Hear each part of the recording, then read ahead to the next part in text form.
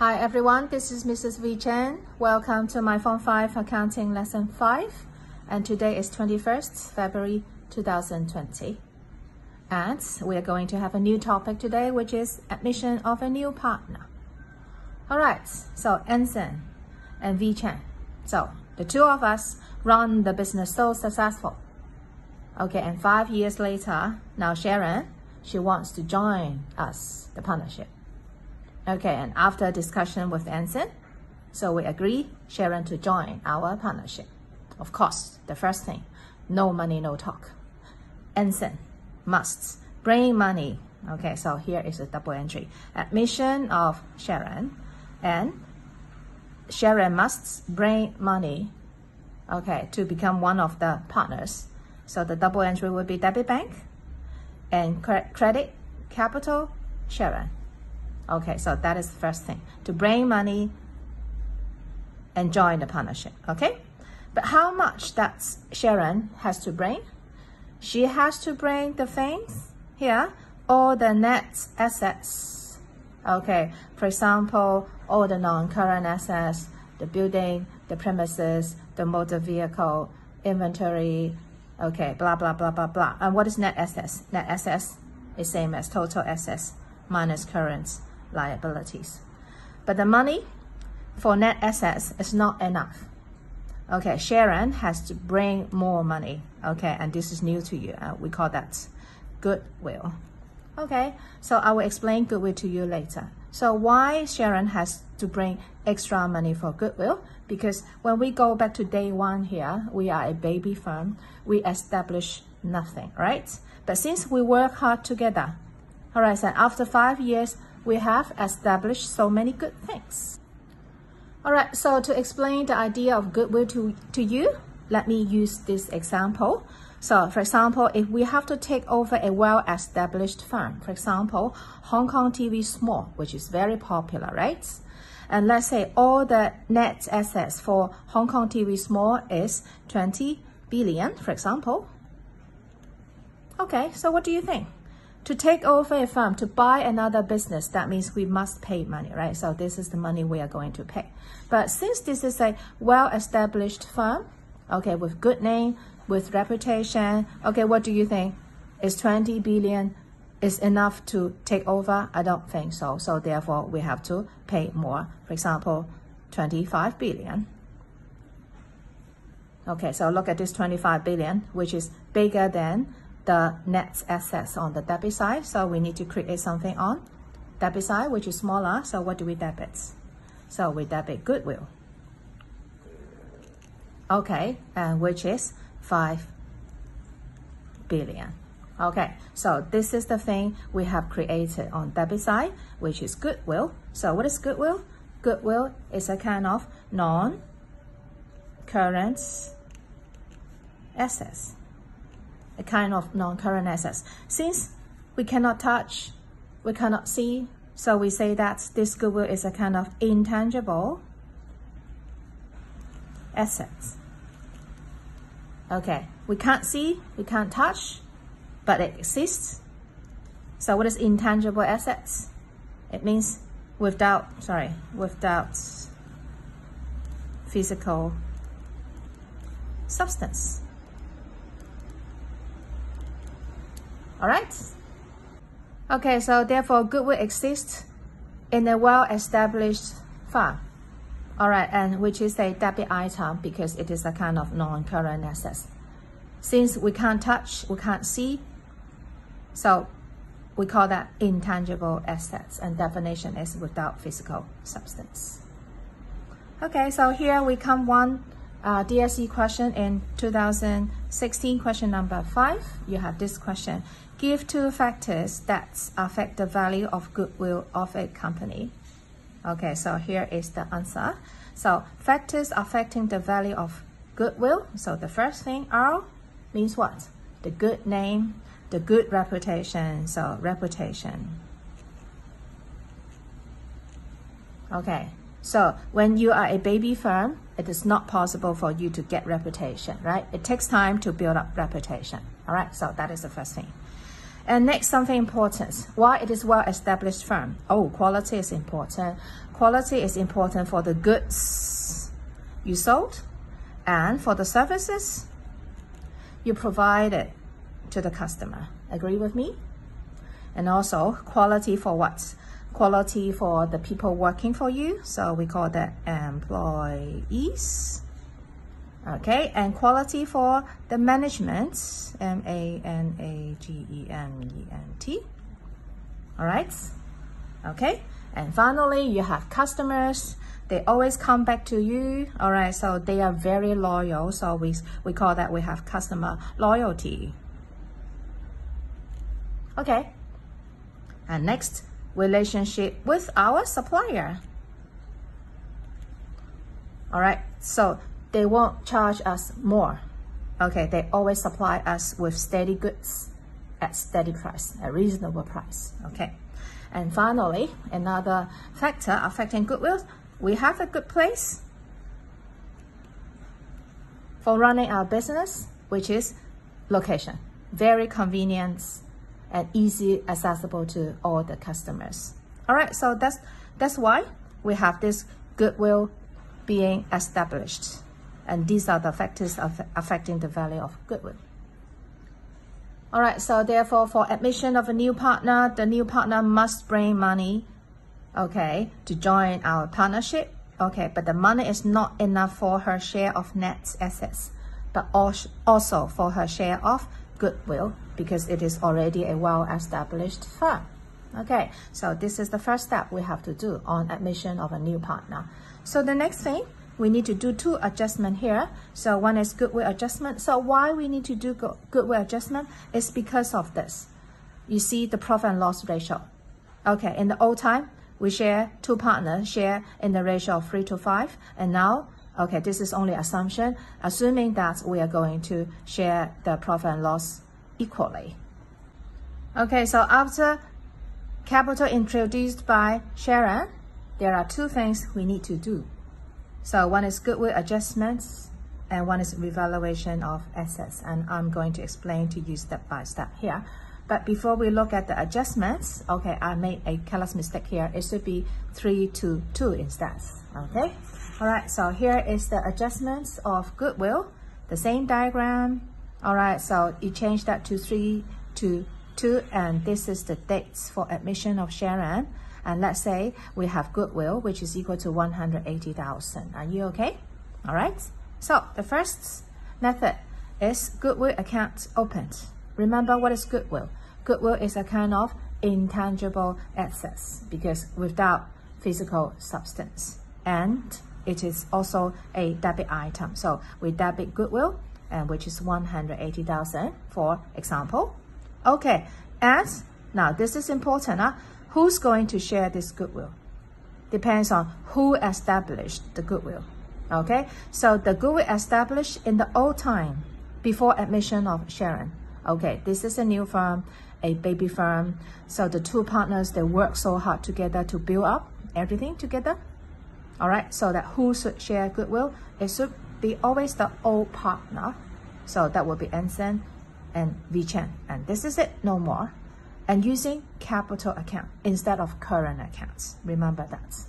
Okay, we use capital account for adjustment of goodwill. So therefore, if you use your calculator and using the ratio of 3 to 2, and then you will get this sharing of goodwill. Are you okay?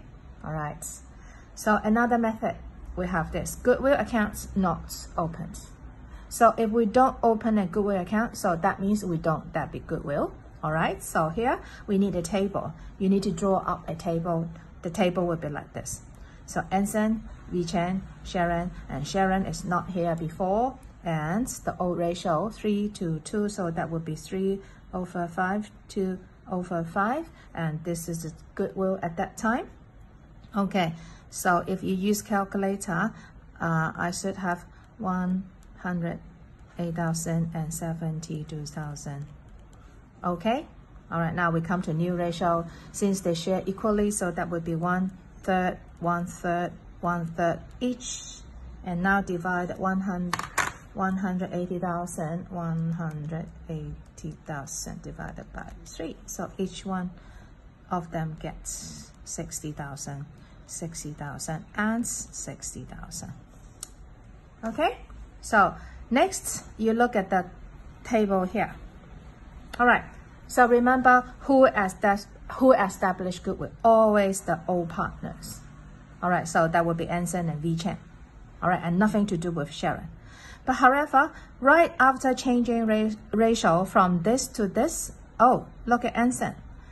Anson should be entitled to get 108,000, but not right after changing tomorrow by doing nothing, and Anson gets less goodwill, and therefore Anson has a loss of goodwill. So here is gain or loss for goodwill by the difference,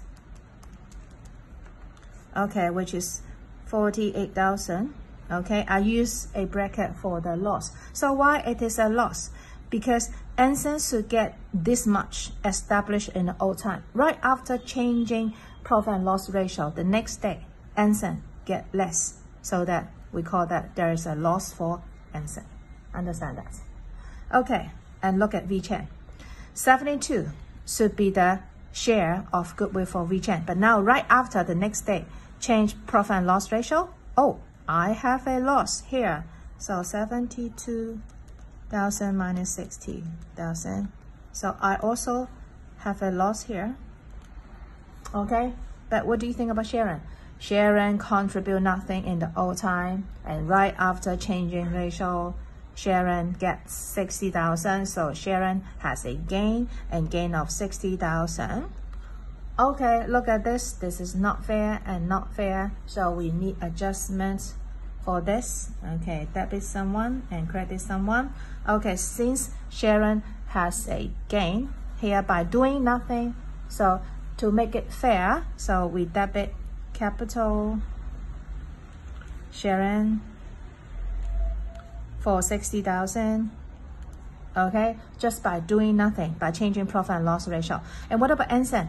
Anson get a loss, which is not fair to Anson. So let us compensate Anson through the capital account, so which is Anson 48,000.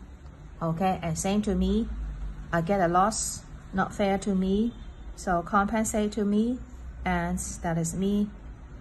Okay, by 12,000.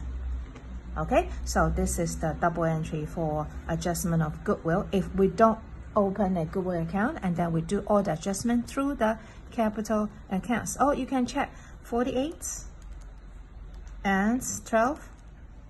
Oh, this is exactly same as that. Okay, so therefore, this is goodwill adjustment. We have two methods here. One is goodwill account open, one is goodwill account not. Okay, now which method is better? Goodwill account opened and goodwill account not open. So let's look at this Goodwill Creator. All right, so we call this goodwill as inherent goodwill, which is quite subjective because it is only agreed, okay, among ourselves, and there's no evidence to prove, okay, and there's no actual transaction related to this inherent goodwill. So if we compare this goodwill with this example, when we take over a well-established firm and we have this transaction, all right, so the money paid is much more than the net assets we have bought, and then we have this goodwill created. And in this example, the goodwill created is called purchased goodwill. There is evidence because this is the amount really paid, which is more than the net assets being purchased.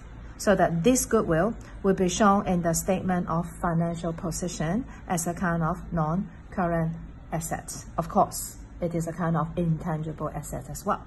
Okay, so but what about this one? This one being generated internally, we call that inherent goodwill. Too subjective to be shown in the statement of financial position. Therefore, which one is better? This one will be better. Okay.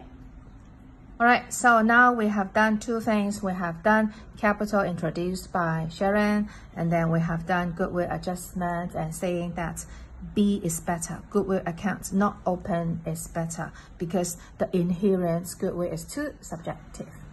Okay, so finally, this is the thing we need to adjust as well. Revaluation of assets, because this admission already happens 5 years. We need to adjust and see everything is fair, true and fair as well. Okay, now here is the adjustments related to value of assets. Okay, so we may have the assets existed in the statement of financial position being too large because according to historical cost concept, remember, we ignore market value. But now since we are going to change the structure to let Sharon to join our firm, we need to look at the value again. So if the existing value is too much, the assets, so we need to reduce the value of assets. How do we do that? So we credit assets to decrease the value and debits. Okay, this is new to you.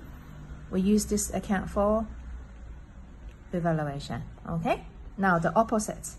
If the existing value in the statement of financial position is too small, therefore we need to increase the value of assets. How to do that? We debit assets and credit the new account for you, and then we call that revaluation account. Okay, let us do some posting and draw up this revaluation accounts. Okay, so $sign. So look at this. Value of assets overstated, we credit assets and debit revaluation. So here we will have figure for here. This is assets. This is assets. Okay, so you can see when the value of assets is too large, this won't be a good thing to us, right? So that you can see this is a negative in the revaluation accounts. Since the value is too large, we need to decrease the value of assets. We won't be happy about that. However, if the existing value is understated, that means the updated value is more than the one recorded in the statement of financial position. We need to increase this. So debit assets and credit revaluation. So this is assets. Okay, all right. Okay, so therefore this will be positive. Here will be a positive, a good thing to the partners, and then a bad thing to the partners. Now we need to see and close revaluation accounts. So what about if we have debit balance in the revaluation account? Okay, and what is the meaning of debit balance? Debit balance means this side is bigger than and this side is negative. So we say that there's loss on revaluation. Oh, if we have loss on revaluation, partners won't be happy, and then debit capital accounts. Okay, something important here as well. Who's going to share this revaluation? Also, only the old partners to share the revaluation, because everything being established by the old partners. Okay, and since this is a debit balance means debit side bigger and credit side smaller. Now I need to insert something here, and this is through the capital account, and we call that this is loss on revaluation in order to close the T account here. So credits revaluation account here to close. Okay, all right, so now we come to the opposite, D. So credit balance in the revaluation account. So what is the meaning of credit balance?